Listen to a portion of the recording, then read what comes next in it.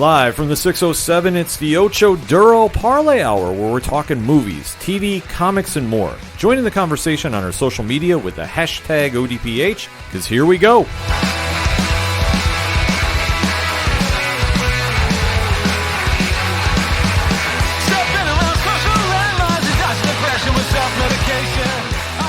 Welcome back for another edition of the ODPH podcast, better known as the Ocho Duro Parlay Hour. What is going on, ODPH Society? My name is Ken M. Joining me for this edition is the co-host. You know him. His name is Padawan J. Hello, hello, hello. Folks, we have a lot to discuss in the land of movies, TV, comics, and more, so definitely join in that conversation on social media. You can find all the links on OchoDuroParlayHour.com, and remember to use the hashtag ODPH.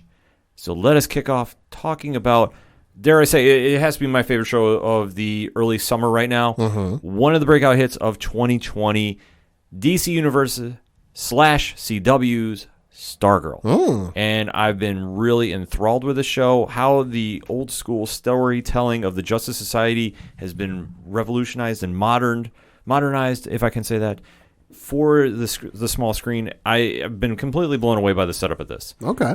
And the episode that we just had this past week introduced two new members of the JSA and very interesting takes on them. So it's continuing the story of how Stargirl is setting up her team to fight the Injustice Society. We are going to be talking spoilers. We are giving you fair warning. So if you haven't seen the episode and you want to, pause it, watch the episode, and then jump right back in this conversation, because we are going to start talking Stargirl in 3, 2, 1.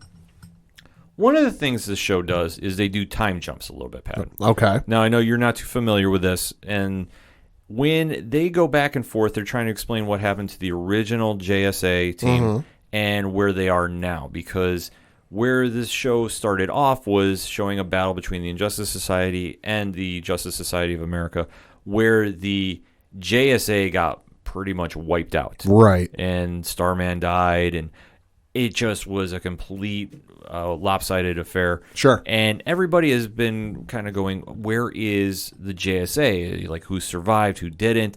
And as we have seen over the past few episodes, Stargirl has been trying to put together the team and see where she can avenge her quote-unquote father's death. Breck Bassinger, who's been playing Courtney Whitmore, a.k.a. Stargirl, has been doing a very good job with this and been balancing the line of being the optimistic teen with being the very new to the hero universe. And she's been doing a great job in the role. And one thing that she's been doing is her optimism has definitely caused some very interesting reactions amongst her fellow teammates, because now she's already established Wildcat as being a new member of the team, taking a spin on the Ted Knight character, and Yvette Monreal is playing Yolanda Montez, a.k.a. Wildcat 2. And she is doing more recruiting for her team. So as we are jumping into this, the episode is called Our Man and Dr. Midnight. Now, if you're familiar with JSA, that is two very, very well-known members of the JSA. And they do the flashback sequence where they are setting 9 years ago, Rex Tyler, a.k.a. Our Man, and his wife left their son, Rick, with his uncle Matt, because they knew trouble was coming and they were trying to duck the Injustice Society and protect him. And a very noble feat. And as they are leaving him behind, they wind up driving down a road late at night, and then out of nowhere comes the one and only Solomon Grundy. Oh boy, born on a Sunday. Yep. Causing a fatal car accident, because it's staged that they ran into a tree that night and there was faulty equipment on their car, but no, it was because Grundy hit the car and forced them into a tree and unfortunately killed them. So then they fast forward 9 years later, and you see Rick, who is definitely not exactly in a great place at this stage, is trying to come to terms with everything that's been going on, per se. Like, you get kind of a taste of him dealing with his parents leaving him behind. Cameron Gilman, who's been playing Rick on the show, did a very good episode this week, I would say, because he's trying to fix his car up, and his uncle on the show is definitely not been the father figure he needed. Right. It's a very toxic relationship between those two. And you can definitely tell by how Rex is very distant from everybody else. And you see him when he comes to school, and he's very much a loner in his own right. And how he winds up getting caught up with Stargirl and Stripesy is a very interesting take because it's a simple. He's just walking home from school. He's on the outskirts of Blue Valley, and winds up bumping into my favorite character on the show, of course, and that's Pat Dugan, a.k.a. Luke Wilson, who's trying to fix his car a little bit and notices something wrong, and Rex walks by and happens to... He's very well-versed amongst fixing cars. While he's there, the Hourman amulet, hourglass, however you want to officially define it, it's an hourglass, starts glowing because Courtney has taken the bag and she's trying to recruit more people to the JSA. Sure. Which it's kind of, dare I say, very naive on her part. Yeah, maybe. Because if this team of supervillains wiped out professional heroes... I would say, yeah. And she's trying to go around and recruit classmates to fight them... Yeah. This probably isn't going to go very well. Yeah, this isn't going to fly. This is like if Darkseid showed up and just absolutely demolished the Justice League, and then the Teen Titans showed up and go, "We'll fight you." Yeah, about that. Yeah, exactly. But as she's in the car, she notices that the hourglass is glowing, and she realizes, okay, there's a strong connection there. And as she's trying to track down Rex to see, okay, how did this pan out, and how did this amulet work, or she's tracking Rick down. I'm sorry, Rex is the original Hourman.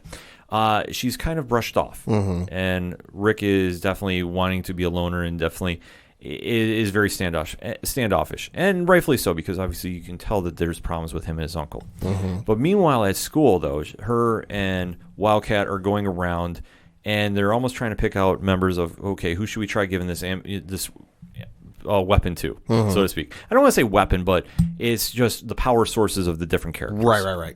And because one of them is a Green Lantern ring, which you do see a cool throwback later in the episode with, but you see that she has the battery, she has the different items from the JSA, and as they're walking around, they are getting followed, so to speak, by another classmate, Beth Chappell, a.k.a. Dr. Midnight 2, as it turns out to be. Angelica Washington is playing the character, and she is just a very socially awkward person, and she has been quietly following from behind because she did catch him last episode spying in on Brainwave. And so she does know that they're superheroes, but she doesn't know exactly what they're up to. Right. And she does something very... If she wasn't so socially awkward, this would be considered a very bold move, but I think this just fits to her character. She goes to Courtney's house. Oh, boy. And Barbara, her mother, played by Amy Smart, opens the door and says, "Oh, hey." And she's like, "Oh, I'm in front of Courtney's. I'm looking for her. Is she home? Oh, she's upstairs. Okay, great." And basically walks right into her room, where she does find that the goggles of Dr. Midnight is, dare I say, out in the open, and decides to put them on. Oh, that's always a good idea. Which triggers the powers of Dr. Midnight. So she is basically getting an AI that is inside the glasses, and reveals everything that is going on, because she sees pictures and pops up with every single kind of information that's in the JSA database. So right then and there, she is inherited the role of Dr. Midnight, and it goes through a very quick origin of him, and it explains everything about Courtney as she comes in the room, and she's like, "What are you doing here?" Yeah. And she gets the whole spiel about the JSA. And in fact, when Courtney is trying to cover her tracks, the goggles have a lie detector in them. So it's just kind of a little fun episode. And I mean, that's one thing that Stargirl really captures about this, that it's such a modern retro feel to it, but it also reminds the viewers it's not taking itself so seriously. Right. Which it does make sense. I mean, not everything needs to be, very grim and very gritty. Yeah. This show is, very positive and very, like I say, it's a modern retro throwback because it doesn't take itself too seriously at times. And you can definitely tell by this, because when else are you going to have teenagers running around with the powers of the world's greatest superhero team? Yeah. Because on this earth, the JSA is. And where do they go from here? I mean, they should be getting wiped off the floor by the Injustice Society. But so far, they have been having the upper hand. And this is where Courtney and Yolanda and Beth now, who has been reluctantly made a member of the team, even though Courtney and Yolanda have very, very second thoughts about this. Because they're trying to say, okay, we can't just let everybody in. We need to really be careful who we're picking out. So they decide it is Halloween, actually, at this time period. So they decide to go to the Halloween party to go track down Rick. And, of course, whose house is it but the original mean girl herself, Cindy's, which is never good for anybody involved. No, not quite. So at this stage, Courtney and Beth are going through the house, and of course, Beth is still wearing the Dr. Midnight goggles. And they're searching for Rick, who they do find by himself. And they present him with the Our Man glass.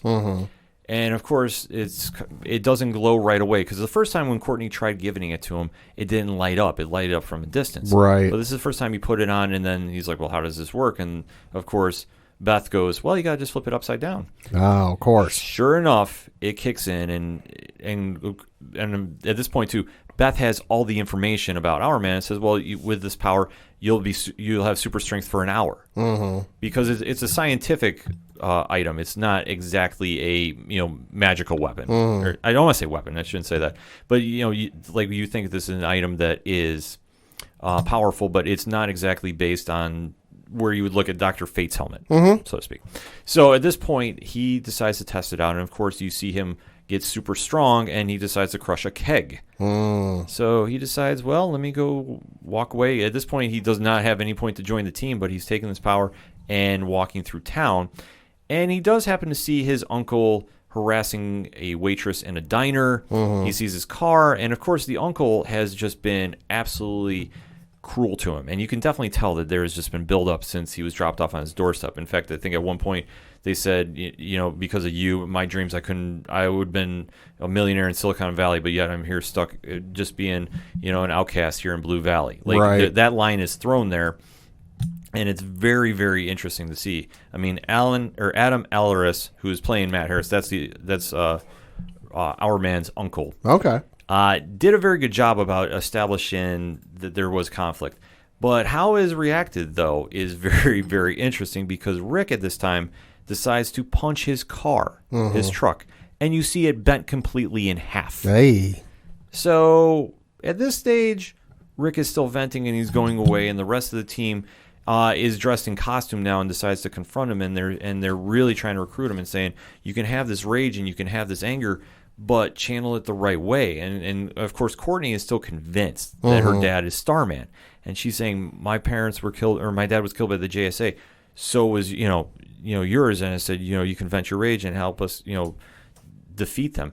And at this point, too, he's having second guesses. In fact, he goes back on the dirt road and finds the tree that they crashed into and punches it and knocks it down, which really showed his powers. But at the same time, Dr. Midnight's goggles go off, and Beth is explaining the whole story of what happened. Yeah. And for where he was thinking this entire time that it was an accident, he gets a virtual reenactment of what happened. Oh, boy. Which is definitely very trippy. It was a very emotional moment in the episode. It was very well done, I will say that. But it was absolutely wild to see. And then, obviously, seeing this, Rick is going through a ton of emotions. And what does he do? And then, of course, it shows that Solomon Grundy was the one responsible for it. And Rick, instead of having a near fight with the team, decides, well, we're going to, I'll join, but I just want, I'm not doing this for your reasons. I'm doing this for mine, and I want payback for what happened, which is very, very interesting to see. And what else is going on in this episode? I mean, it kind of sums it up, because now the primary point of this episode was introducing the two new members of the team. So now we have Our Man on the team, and we have Dr. Midnight, which is a very good lineup right then and there. But they did decide to tease two other elements going on in the story. Now, one is not everything is what it seems involving Icicle and his big plan, his big takeover plan, because we also see that a delivery truck that was supposed to come to him was sidetracked, because they're setting up the gambler on the ISA, a.k.a. Stephen Sharp, is teaming up with the school principal, who is now inherited the power of the violin, kind of like a Pied Piper type deal. Sure. And I'm blanking on her exact code name in the show, but they wind up hijacking Icicle's delivery and killing the delivery drivers to take the components of what he was planning on. So now they're almost setting up like a back and forth civil war, so to speak, between the ISA, because obviously with what Icicle did to the wizard, I think is having more of a ramification than he realizes from a few episodes ago when he killed the wizard. This is going to be an interesting subplot that's going on, because you would think that with Icicle back in tow, he will definitely be setting the tempo for the Injustice Society, and everybody should be falling in line. But when the Gambler and company don't, it's going to be a really, really interesting other factor to go on, which I think can only help the show too. Because I mean, for as straightforward as it is as a superhero show, to have a little elements where it goes, a little off the the normal path, I think is only going to help. So I'm very excited to see where that winds up. And they are teasing about other members of the Injustice Society come through too, which I'm very excited to see. But that was not the big takeaway, Pat. Okay. The big takeaway, as I kind of alluded to earlier, is in Courtney's room, Pat is walking around and he's looking for Courtney to find out what's going on. Because as soon as he saw the truck was bent in half, he immediately knew she was involved some way, somehow. Right. As he goes into her room looking for her, what is glowing out of the closet? Green Lantern ring? Green Lantern power battery. Ooh. And that's where they go fade to black.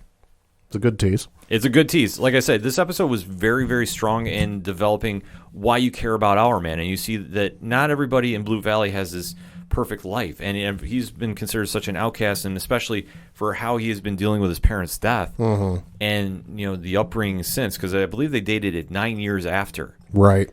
Is really showing that this character is going to be not exactly so happy to be a superhero, but he's doing it for his own reasons. So is anybody ever happy to be a superhero?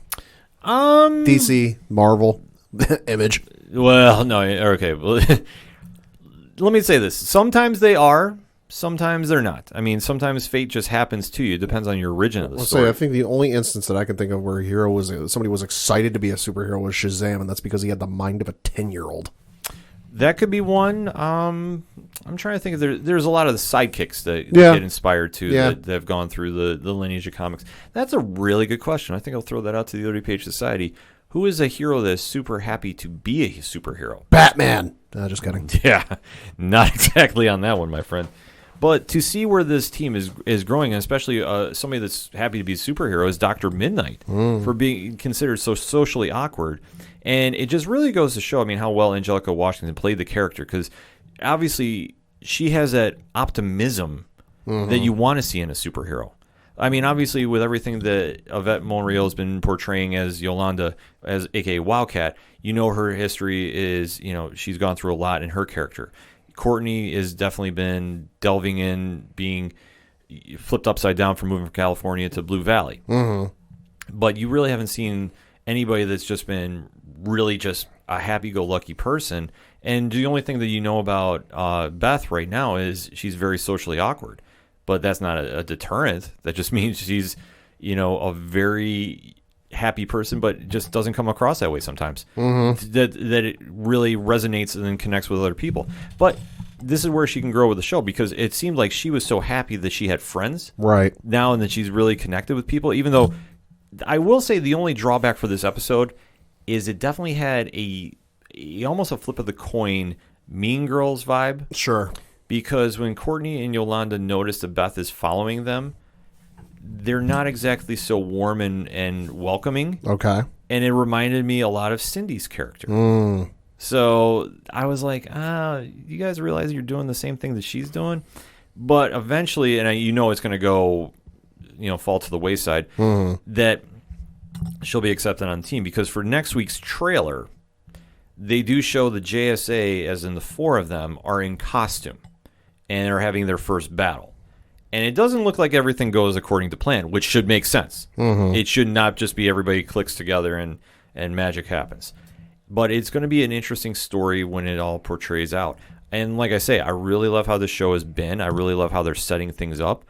And where they're going with it, I think they're doing enough of a slow burn that you're getting invested in each character. And I think that's the smart thing to do.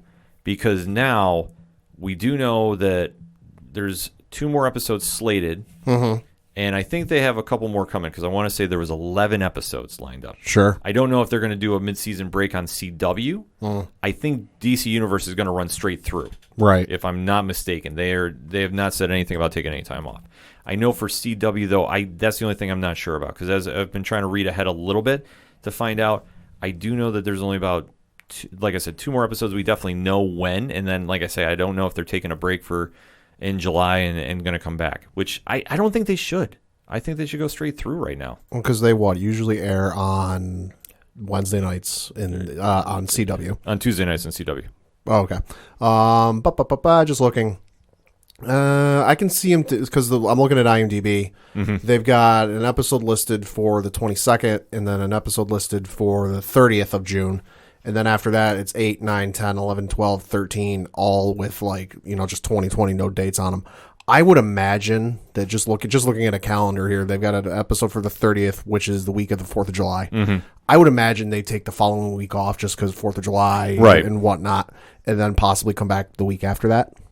That would make sense, and I think that'd be a smart play. But because I think a lot of shows that are on in the summer that aren't the game show type format like to do that where. And even the regular shows during the fall and winter seasons, when it gets to those holidays, Thanksgiving, Christmas, they take that week or two off just because, hey, we know nobody's going to be at their house and they're going to be too busy to watch stuff. The same can be said for 4th of July here in the States. I imagine they'll take that week off and then come back the following week.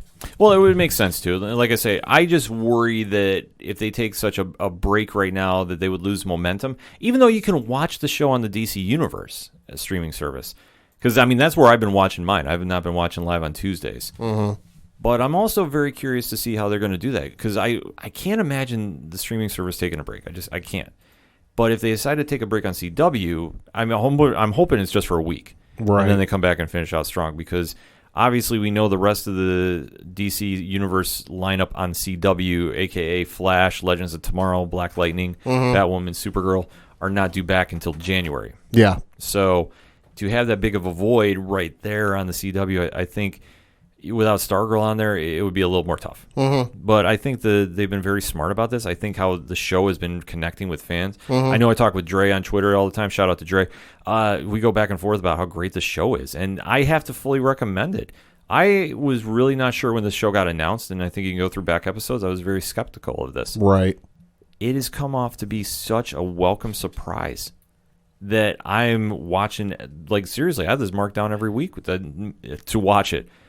It has been that good. It is just captured the essence of, the hero vibe or superhero vibe without being so cookie cutter on everybody else. It's definitely stood out on its own, and how they're taking the time to develop everybody on the team. You have that emotional connection to. Mm-hmm. You can definitely see, okay, this is why they're acting this way. Okay, I get this, and this is how they're interacting. And they're not focused so much on the high school drama, which I like. Right. Even though they do dabble in that a little bit. Here and there, and obviously with different characters. But they're not making it so much of a focal point. Right. Which I think is a smart move. But it's not all superhero either, and you definitely have all the underlying storylines going on too. And especially now with the JSA. JSA is a big team. I don't know if they're going to do any more casting announcements. We haven't heard anything. In fact, the one question I have, Pat, and let me see if I can maybe get some foresight from you here. Uh-huh. When do you think they should be announcing for a renewal? Well, if the show's doing well, they'll do it almost immediately because we've seen that in the past with other shows where, and none immediately come to mind, but I know, we've talked about it on the show in the past where I think they do it for Mandalorian where season 1 wasn't even out yet. And they were like, oh yeah, we're greenlit for season 2. Mm-hmm. You'll see instances like that. I would imagine, maybe a couple days after the series ends, maybe like a day or two after the season ends for this season. Not terribly long because I feel like and I know this from experience, especially with Lost in Space. Lost in Space season 1, it was like 3 or 4 days after the episodes dropped that they were like, oh, hey, we're doing season 2. Mm-hmm. It was many, many weeks, if not a month or a couple of months after season 2 dropped that they're like, oh yeah, hey, we're doing season 3. So the longer they wait, I think the more nervous fans are going to get. So I think if they're gung-ho on doing it, they really want to do it, they're really amped up for it, they're not going to wait long. I hope not. I really hope they give it a quick renewal. I mean, the show has been so good. I think it definitely deserves a second season. And especially for DC Universe, too. I mean, we have to remember that's where the show is first and foremost. It's on CW to give a signal boost to it, but it's a very welcomed one, I would say. Right. And I know with DC Universe, they usually are very quick to do renewals for certain shows. Like Titans had a quick one. Titans, I think, was greenlit for season 2 before season 1 came out. Right. And I know that they are doing season 3. After that, we haven't heard anything. Doom Patrol took a lot longer, but obviously with them moving to HBO Max, and I'm assuming it's still going to be on DC Universe too. I would imagine. Yeah, we did cover that. That is going to stay there too, because I know there was a lot of questions even lately now. As far as I've heard, they are staying on both. That for their other shows to be renewed, I mean, this is definitely a win-win for them, so I can't see why they don't. I really can't. But I'm definitely excited to see where it's going. I'm excited to see how the team does their first episode. I'm expecting a lot of mistakes to be made and some definite good TV to be watching. So definitely hit us up on that hashtag ODPH. Have you been watching Stargirl? What do you think about last week's episode? We definitely need to have that conversation. We're going to take a quick break. We'll be right back. Being a nerd as an adult can be difficult. Life gets a little busy to constantly be staying up to date with nerd culture. Let's see, there's work, Life, bills, stress, relationships. kids. So you wish you could just turn something on during your hectic life that would keep you up to date at the push of a button. Look no farther than the 30 and Nerdy podcast. I'm Josh. And I'm Tyler. Here on the 30 and Nerdy podcast, we enlighten, educate, and entertain with all things nerd. We discuss, debate, and break it down on what's going on in nerd culture from the past, present, and future. And you know the cool part? We're 30, so we bring it to you in a less hectic way and easily accessible through your favorite podcast platform. But no worries, you don't have to be 30 to enjoy the show. So relax and keep up to date with us as we bring you nerd news you need to know, but don't have time to go searching for. So come nerd out with us at the 30 and Nerdy podcast on iTunes, Google Play, Stitcher, or wherever you cast your pod. Cheers to you, nerds. This is Rich, the host of the Three Fat Nerds podcast and co-host of the Horror Zone 607 podcast, and you are listening to our hashtag 607 podcast brothers, the Ocho Duro Parlay Hour. Now kick it back over to Ken Moneybags and the crew.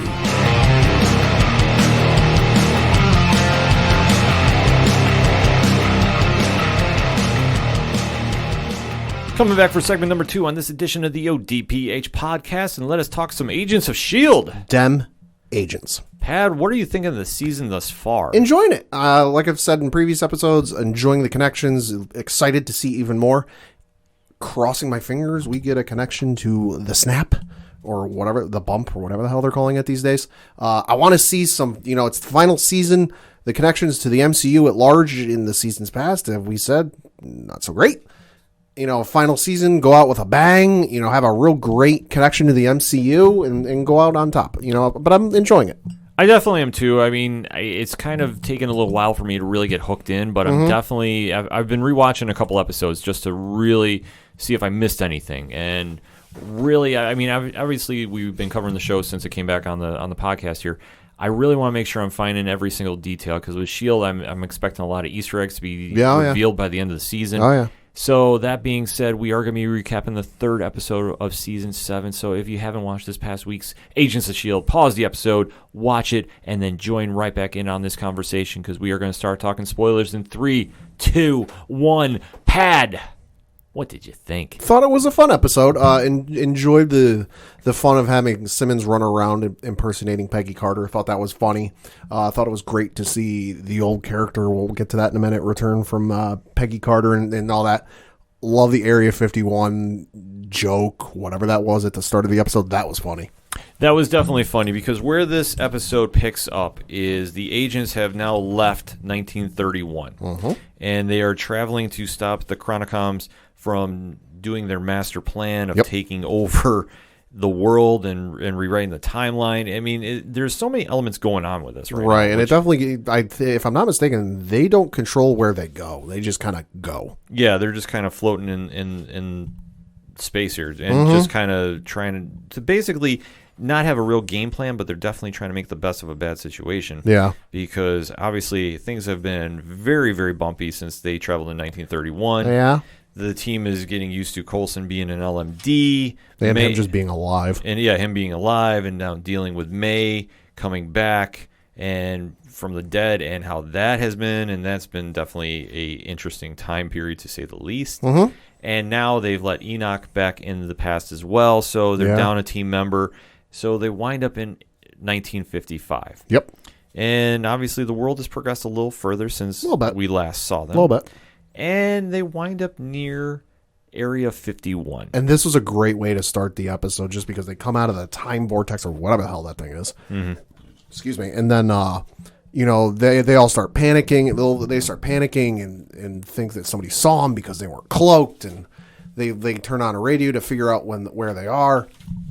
And a radio commercial comes on, and they figure out they're in 1950s, and they go, "Oh my God, this isn't great! People saw a spaceship. People are going to think they saw a spaceship in 1955." And I just love the way Clark Gregg delivered it. He's looking at a map or something, and he just looks back at the camera and he goes, "Oh, that's all right. We're near whatever the location is in New Mexico, where Area 51 is actually located."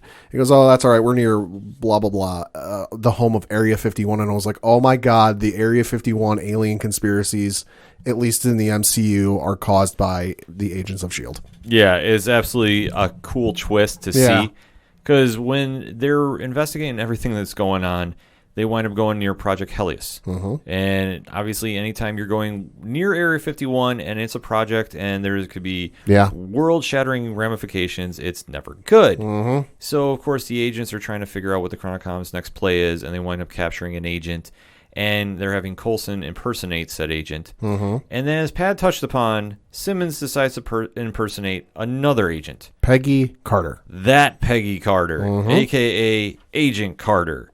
So where do they wind up going? They start searching the base, and they're trying to figure out, okay, who's a Chronicom, who's not. Yep. And then they wind up running into an old friend of Peggy Carter's. Yep. One Daniel Souza. Yeah. And when they run into him, well, obviously he realizes that's not Peggy. That's not the real Peggy Carter. And he does a good job of realizing it's not Peggy, and then just like, all right, I'll go along with this and figure out what the hell you're doing here. Because in a lot of instances, it'd be like, and almost to me, you're not Peggy. Yeah, how they played it off was very, very well. I have to give them that. And to see where they wind up going with this is Agent Souza is captured Coulson and Simmons. Mm-hmm. Meanwhile, the agent that Coulson is impersonating is on the S.H.I.E.L.D. ship. Yep. And is getting interrogated by everybody. Yeah. And he's not having a good day. He's definitely not having a good day. He's fighting everybody he can, and it winds up falling into Deke, of all people. The last person you want to put in any type of a pressure situation. Right, because he's already gone through Mac. He's already gone through Melinda May. Mm-hmm. They wind up having to call in Deke. Yeah. Of all people. It's like pulling out the ace in the hole. Yeah. Which, Kinda. yeah, it's a funny moment, and obviously if you know the character of Deke, I mean, Jeff Ward has always played the definitely man lost in time. Yeah. Person who should not be an agent by any stretch of the person imagination. Who shouldn't exist by the laws of time travel. Right, but we'll just file that under reasons. That he's still walking around. Yep. And he does get the information that the Chronicoms are planning on doing something at the base to activate the weapon because, hey, that's the ultimate goal, is just to disrupt the timeline. Uh-huh.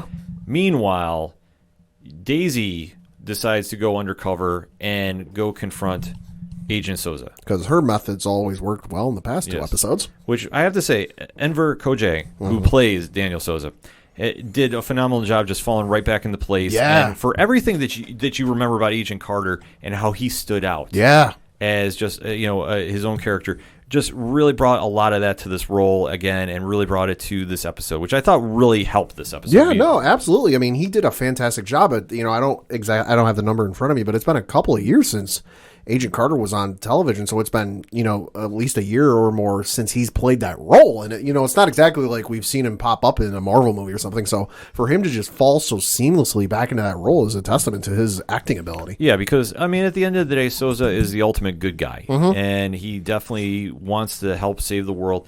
And he buys into Daisy's plan after Daisy really tricks him and convinces him that she's a CIA agent. And to wind up freeing the undercover Chronicoms. Which is very interesting as well, because to do this, it's a gamble, because S.H.I.E.L.D. has not had a chance to stop the Chronicoms. And the one thing that they are doing is they're stealing everybody's face to go undercover throughout the timeline. So trying to track them down is near impossible. But they come up with a plan to get the Chronicoms to reveal themselves.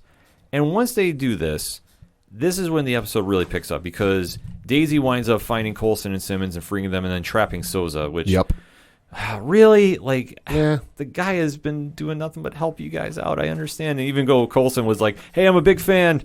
Yeah. And still, you got to imagine Clark Gregg is loving the chance of going back in time, because he's playing up the fanboy that is Phil Coulson. Oh, yeah. It's a callback to Avengers 1 when he had the deck full of Captain America cards. Yeah. He's just a fan of everything Agents of S.H.I.E.L.D. past. Yeah. Oh, it's absolutely great to see him do this. And of course, it's adding to a nice touch of humor that doesn't feel forced on this. Like, he's just coming back, because we've seen how Coulson was near the end of his original run as Coulson. And then, obviously, last season was a totally different take on the character, if you can call it the same character. Yeah. I don't know. But to see how he's playing off of that has been a real bright spot. One downside, though, that I think they have not really done a really good job of explaining, at least as of yet, is what's going on with Yo-Yo. Because Yo-Yo cannot use her powers. Yeah, I noticed that. And during the episode, they brought that up, and I was like, wait, she can't? I don't remember anything happening. Yeah, I'm trying to go back and think what happened, and she's just, I don't know if it's just like she's traumatized. Maybe. For what's gone over the past year. It's something that they haven't really touched upon in detail that's standing out like as a reason why. Just all of a sudden she can't do that. And then even May is not the same May, because when they're trying to help track down the Chronicom, they wind up letting it go. Yeah. And they're both finger pointing at each other like, well, you failed. Well, you failed. It's like, wait, what's going on here? I mean, I understand they're trying to build some drama, and I fully expect a real reason, but we haven't seen that much. So I know that'll be an underlying plot line as we're moving forward, but I just find it very interesting that, unless I'm missing something, please hit us up on that hashtag. Yeah. ODPH is like, what is causing this? Yeah. Exactly. Because I know the first time I think she was getting used to the time jump and she just kind of seemed a little off, but now it's like something is not working. I feel like you should be, well adapted at this point. Yeah. So I don't know. I mean, I think they'll explain it in further episodes, because the only idea that I have an early thought of is, with all their time jumping, they disrupt something with the timeline about maybe her having her powers. Oh, that could. You know what? That could be. That's the only thing I can think of. Yeah, maybe. But we haven't gone that far down yet, so I don't know. But that's just something to keep in the back of the heads. But as the episode does conclude, though, you see that they wind up dropping a weapon of S.H.I.E.L.D. technology to disrupt the base and really shut it down. I think it was an EMP, if I'm not mistaken. Yeah, you're right. It was. Thank you. I was trying to think of what it was. So as they shut down the entire base, everybody has to cover up what has happened, because obviously S.H.I.E.L.D. has saved the day. But now they have to reenact that, okay, we just saved the world, we just altered the timeline, how do we fix the timeline? And what do? They take their captured agent and leave him in the desert of Area 51. Yeah. And they fake like they're aliens. Yep.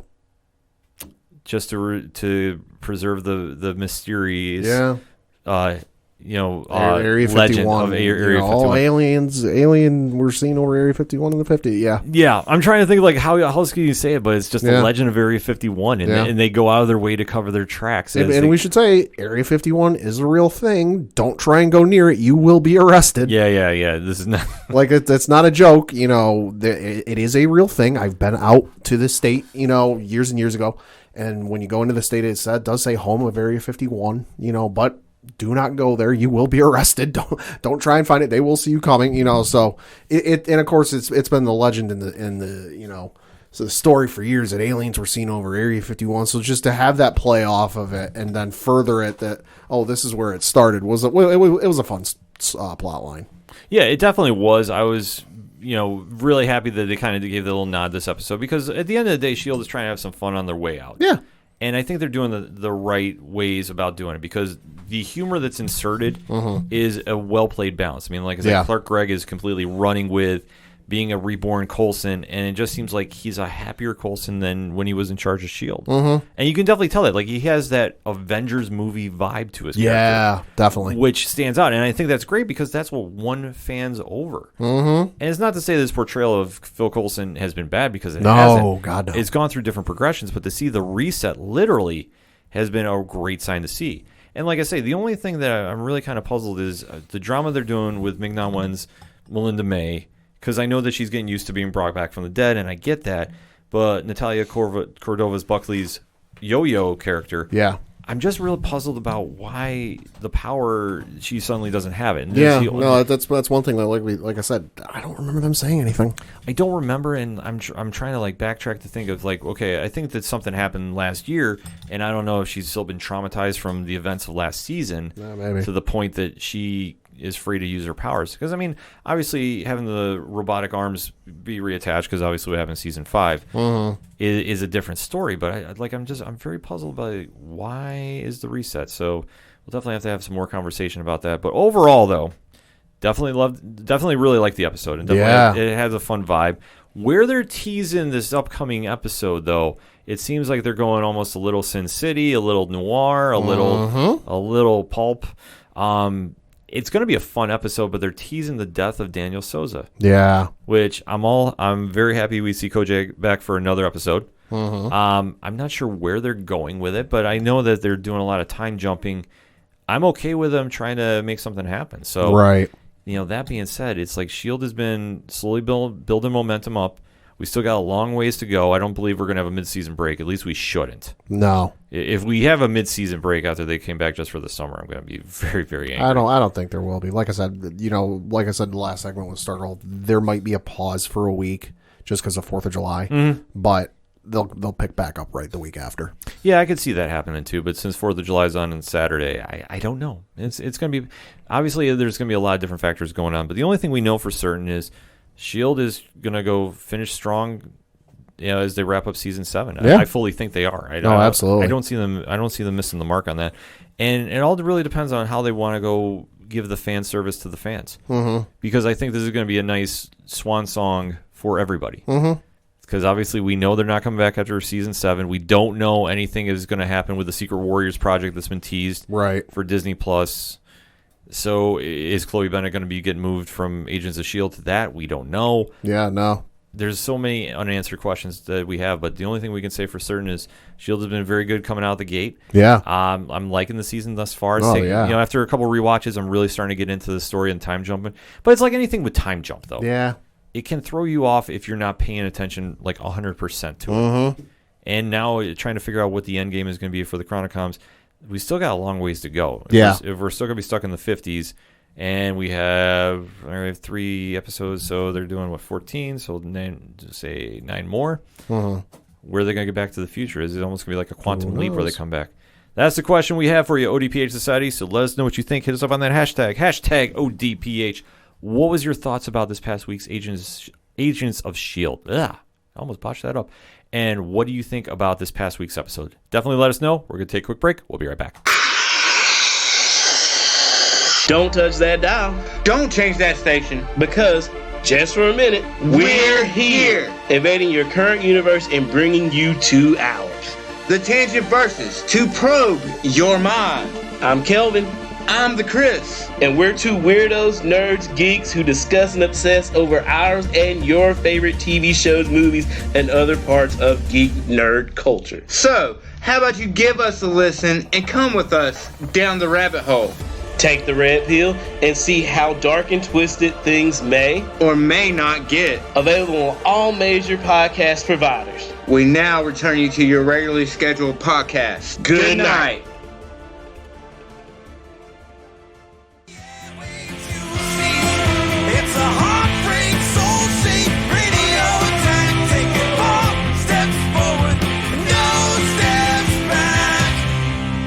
Hey, this is Vince the Common Man Seattle, a local MMA fighter, telling you to keep on listening to the ODPH, the 607's up-and-coming newest podcast.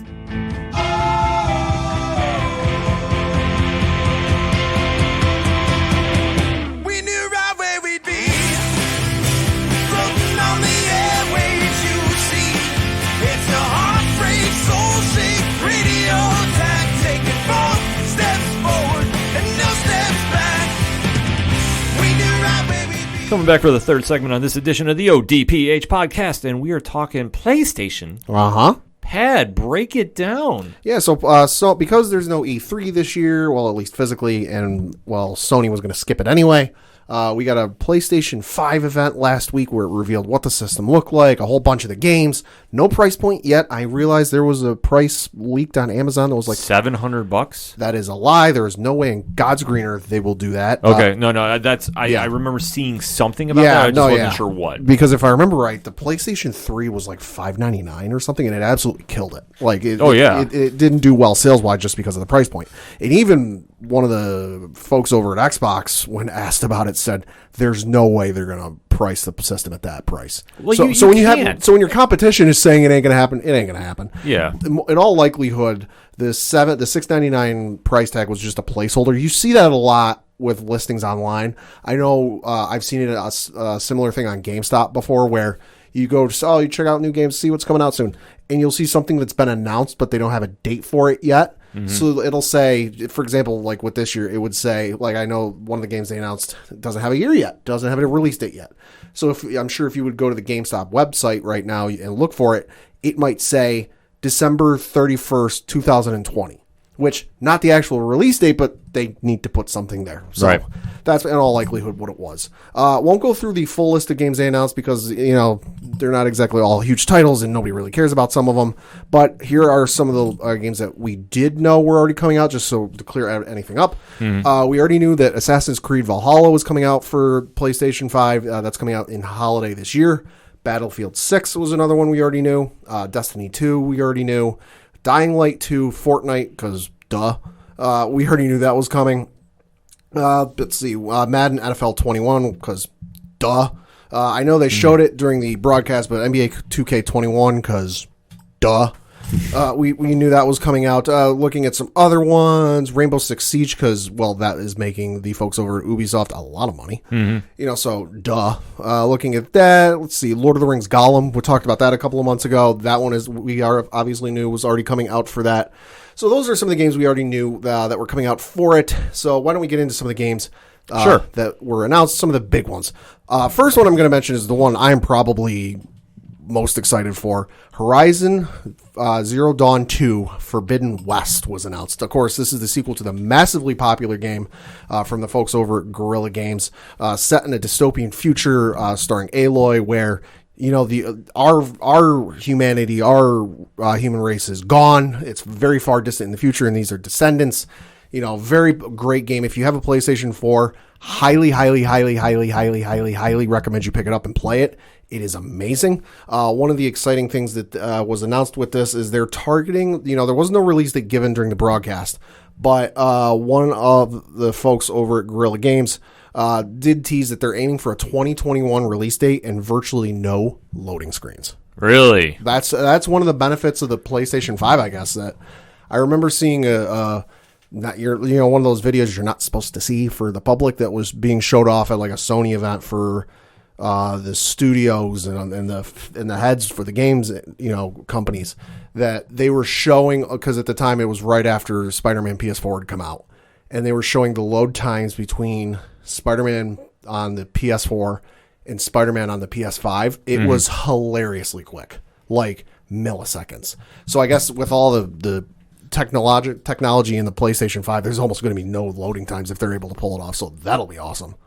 One of the other ones that surprised the absolute hell out of everyone was a new game from Insomniac Studios, Marvel's Spider-Man Miles Morales. Blown away by this. Yeah, so I was too. Of course, spoiler alert for anyone who hasn't played Spider-Man PS4, because you should. Miles Morales is in the game, and he does get bitten by a spider, and he does, by the end of the game, develop powers, and you are training. You don't have any missions training him, but it's in the story, and it's said that he's training him. So I figured something would be coming in the sequel that, because Lord knows it's sold well enough that they're going to do a sequel. Mm-hmm. But I figured something would come from that. And lo and behold, no, they've been working on a full-fledged game now. This isn't a sequel to the original game. It's kind of a standalone. It's its own thing. If anyone has played the Uncharted games, it's kind of like I'm blanking on the name of it, but there was a game that came out recently that was a kind of a standalone, its own thing. It didn't connect to the main games. Okay. So it's sort of like that. So that was very surprising. Showed off a trailer for it. Looked really amazing. No story or anything. I know people are, the folks over at that made Spider-Man Into the Spider-Verse are real amped for it. I saw a lot of reaction from them on Twitter. Hopefully they include some of the costumes from that movie in the game. I'd be so psyched for that. Yeah, no, I know this trailer alone convinced a lot of people online. They're like, all right, was kind of on the fence, but I'm getting a PlayStation 5 now. I will admit, I'm debating it. I've always been an Xbox guy. Okay. So I will say I'm debating it. I'm not going to say I'm fully going to jump in, though. So release date was no set firm release date, although they did say it's coming out holiday 2020. So, and with the rumors that the PlayStation 5 coming out around the holiday season, it sounds like it's going to be a launch title. One that came out of left field entirely was a new Resident Evil game. Now, I know the last couple of years they've been doing the remakes or remasters or whatever the hell you want to call it. Mm-hmm. No, something else entirely differently. It's called Resident Evil 8 Village Revealed. Village, so not really the biggest Resident Evil guy, although I know a lot of people were surprised there are werewolves in this one. So not only are you going to have to fight zombies, you're going to have to fight werewolves. Because, good lord. Yeah, because you need more things to fight. Yeah, so that was nuts. If you're into the driving games, they did announce Gran Turismo 7. Not the biggest, Gran Turismo fan. I tried Gran Turismo 3, back in the day. Wasn't the biggest fan. Visually, it looked awesome. And I will say it's nuts. There's a goddamn fuel gauge in this game. Really? Yeah, so I was watching this, and I was like, oh, wow, the graphics look really cool. And just because it's me, I was looking at the heads-up display and all the different things. Sure. And one of the first things I noticed was they had these things for, the wear on your tires and how your tires are doing, because that's a thing with racing. Yeah. And then I noticed, I'm like, oh, my God, this thing has a fuel gauge. You're going to have to worry about your fuel, which is absolutely nuts. No release date was given for that. Moving on from there, the other game I am super excited for, and holy shit, Insomniacs have been a busy bunch of people. A new Ratchet & Clank game is coming, titled Ratchet & Clank Rift Apart. Showed off some gameplay from this. Looked absolutely stunning. And all the thing they noted with all this, all of the gameplay footage and all the trailers and all this was captured from the PlayStation 5 engine, so it looked nuts. Yeah. And one of the big surprises with this was they revealed the big thing with the Ratchet and Clank games is the main character Ratchet. I'm showing Ken here. He's that character right there. Okay. Voiced by the great James Arnold Taylor, who I've had the pleasure of meeting. Great guy. He's the only one of his race. That something mysterious happened and they're all gone. He's the only one of his race. Lo and behold, we get into this trailer and there's another character of the same race. So he's not the only one. Interesting. Yeah, so that's going to be real interesting. No release date given on that. So, definitely something interesting to check out, and I know I will be all over that one. Another one they announced, because, God, Rockstar isn't done milking the hell out of this franchise. Grand Theft Auto 5 is coming to the PlayStation 5. You can't stop that franchise. Oh, my God. The game came out 10 years ago on PlayStation 3 and Xbox 360, got updated, in air quotes, and brought to the PlayStation 4. And now they're bringing it to the PlayStation 5. And it was announced that GTA Online, which is the big moneymaker for the folks over at Rockstar. Yeah. If the numbers I've read are to be believed, they make a lot of money off GTA Online. Oh, I can only imagine. GTA Online will be given free to all PS5 owners when it launches in 2021. Additionally, if you own GTA 5 and play GTA Online on the PlayStation 4, owners will get $1 million in GTA 5 game cash for each month up to the release. So if you sign on today, you should get $1 million within 72 hours or something like that. So for every month up to the release, you get $1 million. And let's face it, unless you buy online cards, credit cards in that game, it's a little hard to come by money in that game. Yeah, I would definitely say so. Yeah. So another game that was announced, of course, it's a little bit fun. It's real creative. They announced a Sackboy: A Big Adventure course from the Little Big Planet series. So that should be something very interesting. And I'll say this, it's kind of in the same vein of the Super Mario Maker games or any one of those games where you can make something and show it off to the world. The people in that get really nuts. I remember at one point when I was playing, I want to say it was the first one on PlayStation 3. Somebody had created a level because you could put piano keys in there and it could play a specific note. Somebody had done it where you drove on like a motorcycle bike or something, and it played Linkin Park's "Bleed It Out." Okay. It was absolutely nuts. So I can't imagine with the power and everything that they're going to be able to pull off with this one, what it'll be able to show. Another one that was revealed is Hitman 3. Another Hitman, okay. Yeah, Hitman 3 coming in 2021, coming in January, so that was definitely something interesting. Another one that was a new title that nobody really knew anything about and looks very interesting, coming over from the folks at Square Enix and Luminous, called Project Athea. Trailer said it's designed exclusively for the PlayStation 5. Not really sure what's going on because it's a new title, it's a new IP, but there was no release date given, and it was confirmed to be a PlayStation 5 exclusive. So, if Square Enix can't go wrong, just God help them if they can hit a release date on time. Yeah, well, that's why I say we're all kind of holding some breath on that one. Yep, and then one of the last ones I felt worth mentioning, of course, was the mega popular indie game Octodad, which if you don't know what that is, YouTube that, because Lord, that's a trip. Came out a couple years ago, and the creators have now come out with a new game called Bugs Snacks, BUGSNAX. Okay. I was messaging my brother who was watching it at the same time I was.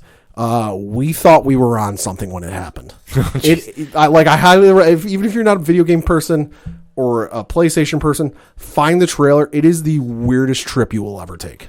It's weird, but then I know my brother was like, "This is just weird." I'm like, "Listen, it's from the people who let you play as an octopus as a father. It's weird. It's them.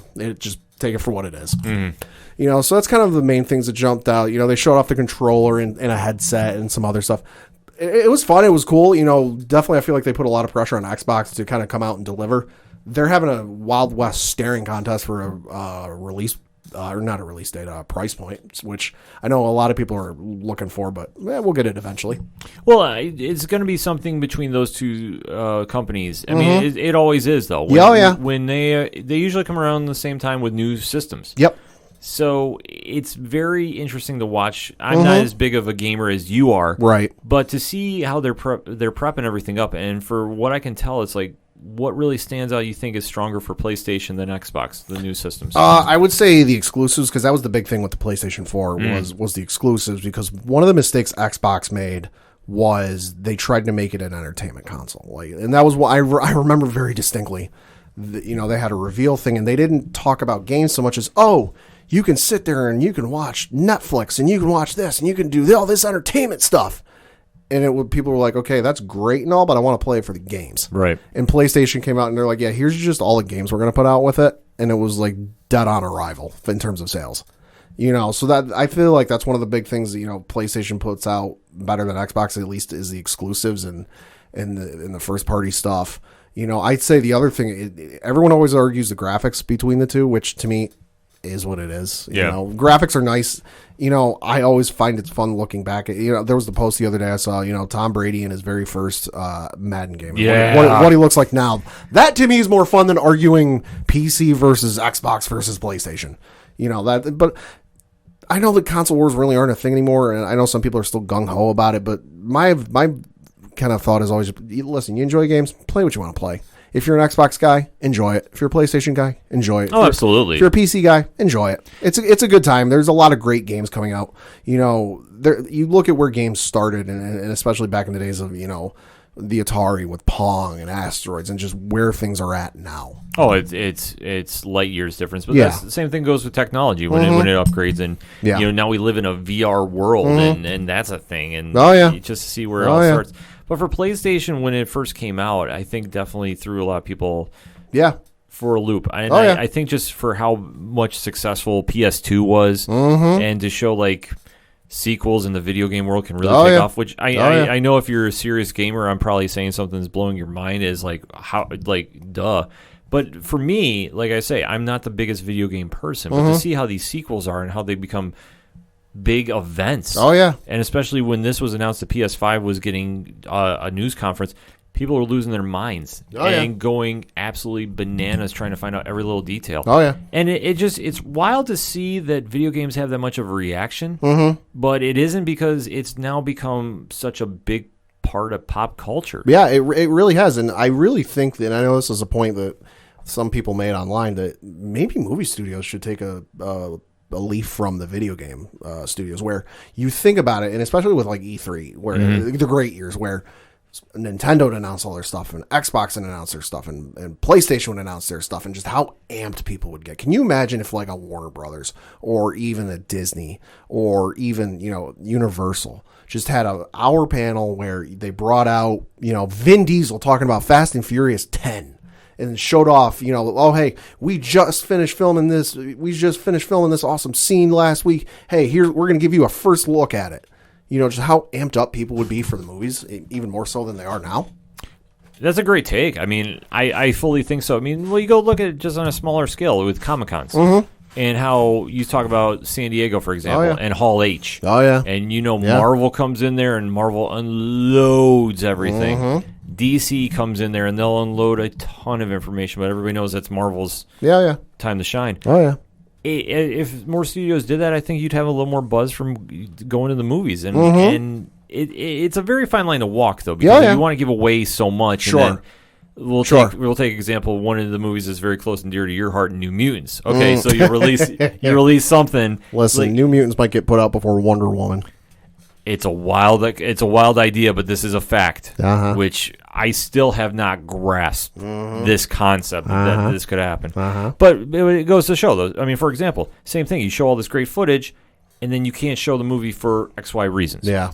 It's like it's the fine line to walk. But I agree with you. Is when they do events like this, and especially for like the video game world, when you're literally having a shutdown event to just announce, hey, we got a new console coming out. Oh, yeah.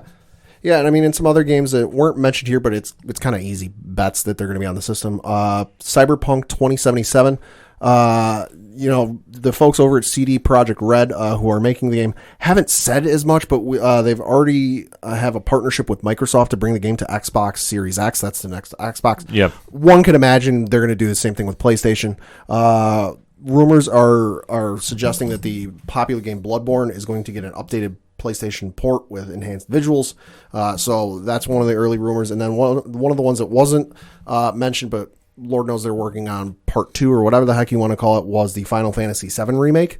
One would imagine that part 2 is going to be on both PlayStation 4 and PlayStation 5, but I would imagine that they bring the the first part to PlayStation 5. Also wasn't mentioned, but again falls under the category of was NHL 21. Because, I mean, one of the last games that was put out on PlayStation, I remember when by and large almost every video game company had moved off of PlayStation 2 onto PlayStation 3, they were still putting out FIFA and Madden games. Like at the end of its life cycle, when by and large everybody had kind of moved on, FIFA and Madden still hitting PlayStation 2. And then one of the other ones was Bethesda. No, they haven't said they're putting Elder Scrolls Skyrim on PlayStation 5, although I wouldn't put it past Todd Howard, because God damn it, that game's on everything these days. Yeah. But what wasn't mentioned, but since they're not even out yet, they're not even ready yet, it's a safe bet they're going to be on there, is the Elder Scrolls 6, and then Starfield, which is their new IP that they announced way back at 2018 at E3. So those are kind of some of the big things. They did unveil that there's not one version of the console, there's 2. So you got a normal version, which you and I are used to, where you buy the disc, you put the disc in, you bit it in there, but now there's also a digital only version. So for the folks who don't like having physical copies, they just like to buy digital copies, there's a version for you. I would imagine it's going to be priced a little bit less than what the disc version is. Personally, I'm going to buy the disc version just because I've bought a couple digital games in the last couple of weeks because of C19 and stores not being open and whatnot. It's a pain in the ass to download games. The Final Fantasy, because I was talking about it with my brother the other day. The Final Fantasy VII, I bought digitally off the PlayStation Store, and it was 87 gigabytes or something like that. Wow. And I know the one that everyone's kind of crapping on in the gaming community right now is the updates for Call of Duty, the latest one in Warzone, that like Every time an update comes out, it's like 100 gigs or something crazy like that. It's just massive updates. So as big as games get, they're only going to get bigger in terms of file size. Mm-hmm. You know, and I prefer the disc version. You know, just put the disc on there, just save it for me. Maybe I'm wrong on this whole thing, but I'm going to get the disc version. Well, I think it just goes to how you... I'm trying to think of the exact way to word this.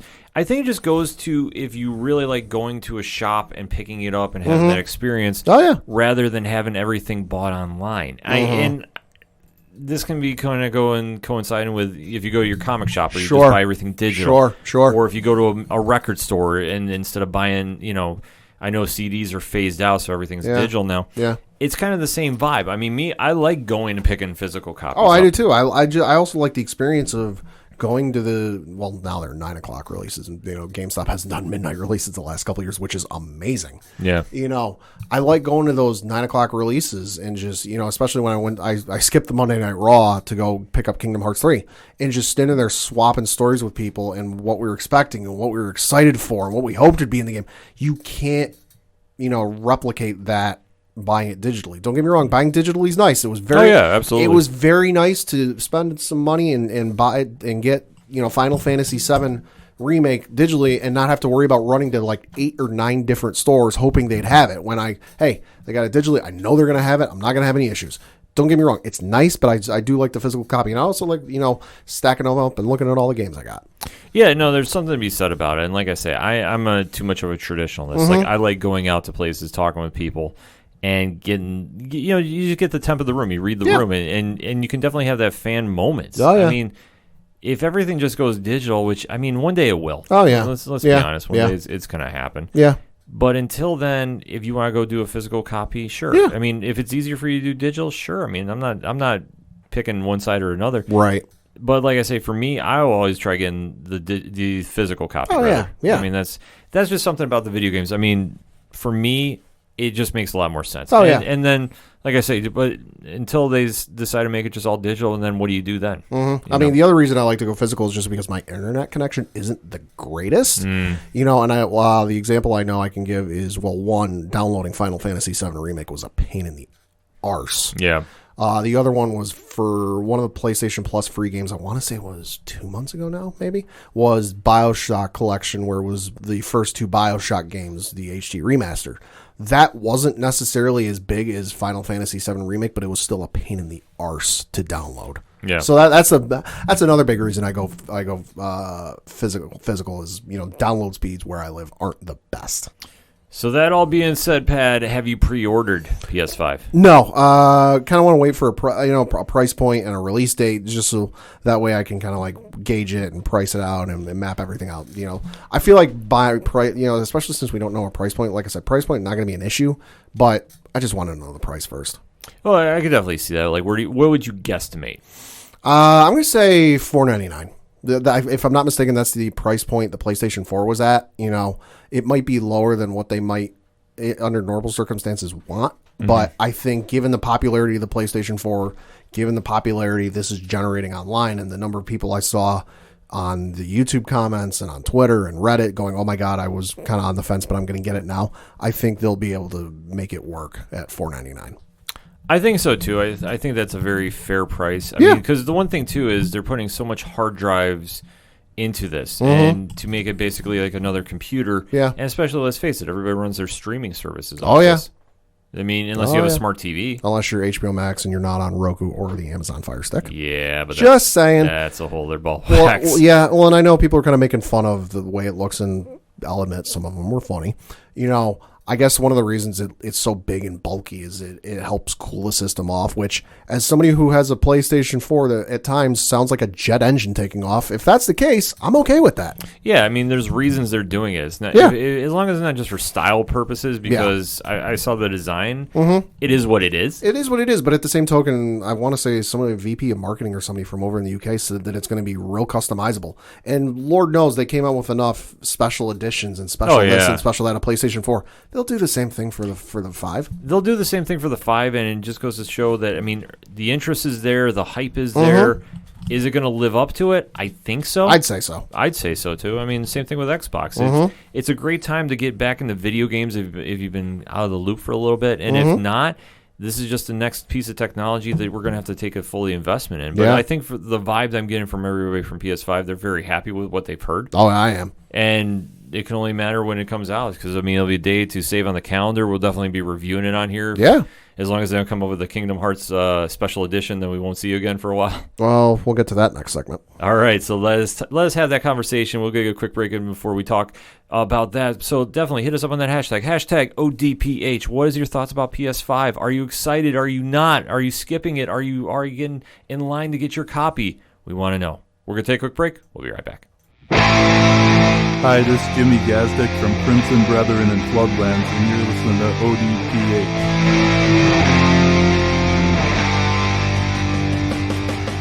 Coming back for the final segment on this edition of the ODPH podcast, and I will be kicking off one-shots because I only have a couple. Pat has got a whole lineup of stuff to talk about. So let me start off on a sad note. Legendary DC and comic book writer extraordinaire Denny O'Neil passed away at the age of 81. His footwork can be felt throughout Batman. Definitely when him and Neil Adams teamed up, they really took the character from where it was in the 60s and the Batman show and really defined it to where it's been heavily influenced now. Like, you can definitely tell their work has definitely influences, the Scott Snyder run and the Tynion run, and just how Denny O'Neil had his legacy just really tied in with Batman, and just the establishment that, he was an editor at one point too, through a lot of the storylines such as Nightfall. Just a great writer too. I mean, especially his work with Green Lantern and Green Arrow too. Right. Definitely a comic legend. I know he did some work with Marvel, but like I say, I always associate him with DC. Right. And just his run. So definitely condolences to his family, friends, and fans around the world. Yeah. Very sad loss for that. And talking about DC, there was a little note that came across the wire that, Pat, I definitely want to pick your brain about. Okay. Obviously, we are living in the C-19 era. There's cons that have been canceled left and right. San Diego Comic-Con is just going to be going online, as they've announced. Is that correct? I know Star Wars Celebration got canceled the other day. Correct. Locally, RoverCon is going all online as well. Oh, okay. We have not heard anything about New York Comic-Con. I know we get hit a lot about that. As soon as we know, we will be posting it as well, because we're fingers crossed everything will be good to go, or whatever they're going to do for that. But like I say, I don't know what they're doing there. But in response to San Diego Comic-Con, DC and Warner Brothers announced that they're going to be doing their own Comic-Con of a day event fest. It's a very interesting thing they're talking about. Yeah. But what they're going to be doing is on August 22nd, they're doing something called DC Fandome, Fandome. And what they're going to be doing is it's going to be a virtual event talking everything and anything that is DC Comics, whether it's video games, whether it's TV shows, movies, comics, everything that is involved with DC is going to be covered. I would say, I know there have been rampant rumors the last couple of years that the folks over at Rocksteady, who of course worked on the Batman Arkham video games, have been working on something DC related, that to the point where there was a couple of years I know that people thought they'd unveil it. If that, and kind of people have been trying to figure things out, no one's quite sure. If they are working on something, I would lay odds this is where it gets announced. I would definitely say so, too. I think we're going to see, finally, the trailers for Suicide Squad, James Gunn's version. We might see something with Matt Reeves' Batman. Maybe. If Wonder Woman 84 is pushed back still. Because it sounds like a bunch, if not all of the directors are going to be there. I know Zack Snyder said he's going to be there for Justice League. James Wan is going to be there with Jason Momoa for Aquaman. James Gunn said he's going to be there with the entire cast of Suicide Squad, if I read correctly. So it's going to be real interesting. Yeah, it definitely is. I mean, they have some promotional art up for it, and it looks like they're spinning the different verses off for the different fandoms. So there's a kids verse for obviously the younger audience. Yep. There's a watch verse, which I think is going to have all of the early releases and trailers, the Insider Verse, which is going to have like the behind the scenes stuff and the real details you want. So it's definitely going to be a cool event. Yeah. I'm just really kind of blown away by this. I mean, it's going to be starting 10 a.m. Pacific time, if I'm reading this correct, on Saturday, August 22nd. So set your watches accordingly. Is going to run, they're saying, for 24 hours. I imagine it's going to stay up after that. Yeah, I would imagine so, whether it's their Facebook pages or even maybe a YouTube page. I would imagine it stays up someplace because, just as an example, if it's like 3 a.m. Eastern time and they're having let's just say a flash panel, which I can't imagine they will, but I would imagine just for the folks around the world and they're sleeping at key times, I would imagine they leave it up. I would imagine so too, and I think that they're going to be having every single DC property represented one way or another. So this might be the first time that DC has a quote-unquote Comic-Con panel and the footage is posted to the internet? Yeah. This is going to be, I know. This is a wild concept to deal. Let's not forget, Batman v Superman, the first trailer wasn't shown to the public. It was shown at San Diego Comic-Con and never saw the light of day. Yeah, so this is going to be a really interesting event if you're a fan of DC Comics. This is going to be something to mark down, and anything that is going to be news broke is going to be on here. So I imagine we're going to be doing something big for that when this comes out. And obviously we'll have some more details as it comes along. But I think for DC to do this, it's an interesting take. Yeah. Obviously, not being a part of San Diego Comic-Con is part of like their digital version. Yeah. As it stands right now, that they're going to be doing their own thing. Right. Is really... I don't know how I think about that. Like, I think they should be doing something at San Diego, just maybe for the comics at least. I'm just kind of surprised that they're not. Then they're doing their own thing. But things are probably just too up in the air. And that's true. I mean, there's a lot of uncertainty, and I'm sure probably when it came time to really commit for doing San Diego, they didn't have anything they really had set in stone. Yeah, it probably came down to one of those things like, okay, we need an answer like today. Yeah. And it was just the folks in power like, all right, there's no way we can tell what's going to be happening in X number of months. Yeah, we got to pass. Yeah, so I understand what they're doing. Like, I do and I don't, but I'm excited for both events. We're going to be doing some coverage here, obviously, on the ODPH concerning both events, and for any other con that's coming out down the line, just stay tuned. Yeah, that's the only thing I can tell you. I can't tell you yes or no about anything, but the only thing I can tell you is we will definitely be covering this event. I'm getting very excited the more I'm digging into it. So definitely check out DCFandom.com. Have that saved to your browser because that's how you're going to be able to access this event when it comes in August. Okay. And I have to give a shout for the comic shops too. I do have a pick of the week. Okay. Dark Knight's Death Metal is out. Oh God. Pat, how excited am I for this? You're damn near jumping into the ceiling. Damn right. Scott Snyder, Greg Capullo, continuing the insanity that is metal. Well, say they're blank license to just do whatever it is they want. Yeah, and you know what? Let them do it. I'll say the success is there, so I can't exactly argue with letting them do whatever they want. Chainsaw of Truth. That's all I need to say. That is literally all I need to say about this book. And there is going to be so much insanity going on. I am super excited to get down to the shop and go pick this book up. So definitely get down to your local comic shops, find out what they're doing, if they're doing curbside, if they're, depending on where you are in the world, curbside pickup, if you're allowed to go in, definitely go support them right now. They could definitely use it. And I want to give a special shout out to our good friend Brian Wayne. Cheers to Comics. 200 episode just dropped today. Wow, congratulations. So congratulations, Brian. Keep doing the good work. We definitely got to talk some comics sooner than later, my friend. So definitely keep an ear out for that, and definitely go support your local comic shops. Pad, you have got the floor, my friend. Take us home. Strap yourselves in, folks. I got like 8 of them here. First one leading off with the report came out last week from the folks over at CNBC that says the telecom company AT&T, which purchased Warner Media back in 2018, is looking to help sell some stuff off to help pay off their $200 billion in debt. With a B. Yeah, that's a lot of debt. One of the things they are looking at selling and is reportedly interested in selling is Warner Brothers Interactive Entertainment and Gaming Division.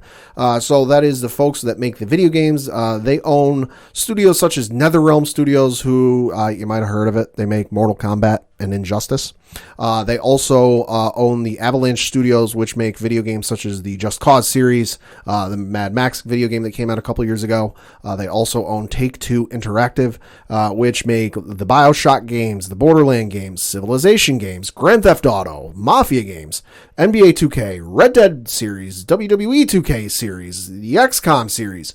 They also own EA games. Ooh. Might have heard of them. Yeah, that's kind of a big deal. They also own Activision Blizzard, which make Call of Duty, the Crash Bandicoot games, Guitar Hero, Skylanders, Spyro the Dragon, Tony Hawk, Diablo, Hearthstone, Heroes of the Storm, Overwatch, StarCraft, Warcraft, and Candy Crush. That's a lot of big properties. Yeah. Reportedly, the deal could be valued at least $4 billion. So, the thing we should note is that any company that does purchase Warner Brothers Interactive will not gain the rights to the IPs, so like Batman or Harry Potter, which is owned by Warner Brothers. Instead, any deal will likely include, a commercial licensing agreement where, like, hey, you can put games out, but we're going to continue to get revenue. So it'll be real interesting, especially with the rumored Harry Potter game that's being worked on or has been rumored to be worked on for the last couple of years. So definitely something to keep an eye on, because that's a lot of studios and that's a lot of big name franchises. Mm-hmm. Oh, that's huge. Yep. Some happy movie news because I know a lot of people are bummed movies getting pushed back and delayed and whatnot. I know Matrix 4 just got pushed back. I know Godzilla got pushed back. Happy news. It looks like it got announced by the James Bond Twitter account that the release date for No Time to Die, the latest entry in the Bond franchise, is getting moved up. Originally, it was it is releasing in theaters on November 12th, 2020 in the UK, and on November 25th in the US. So it looks like it's getting moved up, that was when it was originally going to be coming out. It is still coming out on November 12th in the UK, but it got moved up 5 days and is coming out on November 20th here stateside. So I am all the more excited. Don't got to wait 5 extra days. Still coming out my birthday month. Cannot wait. Yeah, it's absolutely wild too, and kind of touch upon it as well. It was just announced Regal Cinemas going to be reopening July 10th. Yeah, I got the notification from the app on my phone. Yeah, so it definitely is great to see the movie theaters are going to start slowly reopening. Obviously, with everything going on. Yep. And to get some movies moved up, I know you got to be so excited about that. Oh yeah, no, I'm super excited. I especially hope that, kind of with a lull in movies coming out because everything got pushed back. They re-released some of the older ones. I know I read an article today somewhere, I forget where, it might have been over in Europe. There's a theater chain that's re-releasing the 4K, that's releasing the 4K version of Inception. Yep. And then Empire Strikes Back, which, please do that over here. I would love to see both of those films on the big screen again. I know. Yeah, that's what I was hearing. Inception is going to be re-released before Tenet comes out. Yeah. So, yeah, we'll definitely have to make an appearance for that one. Yeah, no, definitely. And as we teased in the last segment, there's a new Kingdom Hearts game coming. Oh, boy. And I'm not exactly over the moon about it. Whoa. Yeah, well, I'll explain here in a minute. Okay. It's not the mobile game. Of course, there's a very popular mobile game, Kingdom Hearts Union Cross, which I've played off and on. There's a sequel or a prequel, whatever the hell that thing is, coming out for that. There was a site for that mobile game, and of course people love to data mine the Kingdom Hearts video games. It's one of the more interesting things if you're a fan of the series, just because stuff gets left in the games. I know at one point when they were working on the people started data mining and digging through the code and everything for the game that came out originally on PlayStation Portable, that they found assets and stuff that they were originally planning a Jungle Book world for that game, which never got used. And if you know what to do and you know how to do it, you can dig it up on YouTube. If the person knows what they're doing, you can actually run around the world and see what they were doing. So like King Louis's throne room is in there. And so it's one of the interesting things. But people discovered this thing called Kingdom Hearts Melody of Memory. And everyone, what the hell is this? Maybe it's going to be a mobile game. No, it is a rhythm game. And that's why I'm not excited. Coming to the Nintendo Switch, PlayStation 4, and Xbox One later this year. I am not excited because I'm having flashbacks and memories of any rhythm game in Kingdom Hearts. And it's not fun. And I do not enjoy the hell out of it, so I might be skipping this one. We'll see. Wow. Okay, well that makes sense now, because when you saying skip Kingdom Hearts, I'm like, am I sitting across from a Chronicom? No. I mean, anyone who's played Kingdom Hearts 2 and knows the joy that is the Little Mermaid world, where it's all rhythm and music, it's not fun. I don't enjoy it. So I'll wait, because I'm looking at screenshots here. It doesn't look the worst. I'll have to see some gameplay and make a judgment call from there. But at least right now, maybe not. All right, so you're still safe to be on the show. Yeah. Yeah. Also really announced last week a new video game for Star Wars from the folks over at EA. The game is called Star Wars Squadrons. It is a first-person space dogfighting game set after the events of Return of the Jedi, coming to PlayStation 4, Xbox One, and PC via Origin, Steam, and the Epic Game Stores. It will be released on October 2nd for $39.99 US dollars. It is developed by Motive Studios, and it'll include a single-player story and multiplayer modes with cross-play support across all systems, and can be played in VR for the PlayStation 4 and PC. So definitely something very interesting to see. You know, it looked very good, and from what I'm reading, kind of the rumors going on, it is kind of an homage and kind of calls back to the old Star Wars games, X-Wing and TIE Fighter. Okay. From way back in the day. So if it's like those, all for it. You know, sign me up. That sounds so cool. No, it looks awesome, and I know there was somebody online yesterday. I unfortunately didn't catch who they were. They said that based off the rumors they were hearing, any fans of Clone Wars are going to be paying close attention to the game. So hi, that's me. Yeah, no, this looks awesome. I mean, first-person fighter game. Mm-hmm. Can't go wrong. Yeah, you can't go wrong with that. Cannot go wrong. Also, some exciting news, at least for me. One of the executive producers over for The Witcher, of course, show I love greatly. And like I said when I reviewed it, one of the biggest complaints I had was it time jumped all over the place. But having finished the first book in the series that season was based off of, that book is all short stories. So I understand why they were time jumping. One of the producers said that we will see all of the characters exist on the same timeline. So that was coming from the showrunner Lauren Schmidt Hisrich. It's confirmed that season 2 will drop the show's controversial multi-timeline format in favor of a linear story, though it will still feature flashbacks and flash forwards. So that's definitely something exciting. I know for me it was confusing as all hell because they were time jumping over like a couple hundred years. But again, having read the book it's based off of, the book is a collection of short stories. So it's all over the place, and there's not one cohesive story. You know, there's characters that definitely pop up from story to story, and you go, oh, hey, it's that person, but understandable, so can't wait for that. Got some more exciting television news. Ewan McGregor confirmed the other day that the Obi-Wan Kenobi series will use the same visual effects technology that The Mandalorian used. Good. So I know those visuals were amazing. And they asked, Ewan was asked about it, and he said, quote, I think I'm going to enjoy it much more. The prequels were all blue screen and green screen, and it was hard to imagine. But nowadays, I think things have moved on so much, and I think a lot of what you see is going to be what we see on the set. I don't know if you've seen the behind the scenes of the Mandalorian series, but they employ that incredible screen. It's pretty amazing. It makes you feel like you're in the place. It's going to feel realer for us as actors, and I think we'll be using some of that technology on our show, close quote. That I have watched the behind the scenes stuff for the Mandalorian. Highly recommend you do if you've seen the show. It's awesome to check out. So if they're employing that visual effects, all friggin' for it. Cannot wait for that. Yeah, I can't wait to see this show actually come about. I mean, The Mandalorian set the bar so high. Oh, yeah. That every show has to hit it. Yeah. And for the Star Wars fan base, I can imagine anything less will not be accepted. Nope. Moving on, interesting thing, if you're a Fortnite fan, the trailer for the new season of Fortnite dropped. It's titled Splashdown. Checked it out. Aquaman was riding a goldfish. Yeah. That was a little confusing. I have no idea what was going on in that trailer. Neither do I. I don't play Fortnite, but I saw a thing of, I know people do. It's very popular and very exciting. Not my cup of tea, but hey, to each their own. So, but like I said, saw Aquaman on a goldfish, so might feature in that in some way. That could be something to check out. Well, that's not the first time they've had a comic character appear in there. I mean, I think Deadpool did. Thanos did. Thanos did. You could play as Thanos, and they made him too strong initially, and they had to lower his stats a little bit. Right. So, I mean, I know that was kind of a little crazy with that. But that's Thanos. He runs through people. Yeah, exactly. But seeing Aquaman ride on a goldfish, I mean, my man. Yeah. What can you say from that? Yeah. Last one is KFC's expanding into a new location. No, not your local neighborhood down the road. The very popular Nintendo video game Animal Crossing. Oh my God, really?